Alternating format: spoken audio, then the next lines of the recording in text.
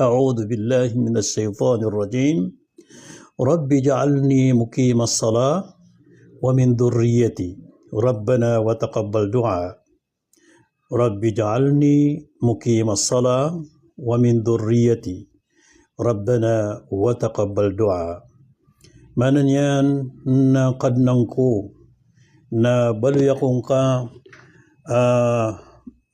di mamayandog sa sambayang. Kaya manan yan na diyang ko to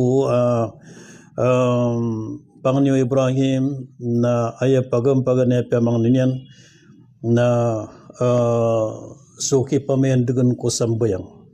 Baluyakong kaya Allah di mamayandog ko sambayang na gusto mga buhat anak. Allahu Akbar. Dito importante ron. Ayun sa mga nabi, diyon ko ta mga panganiran na simbay rano tuko.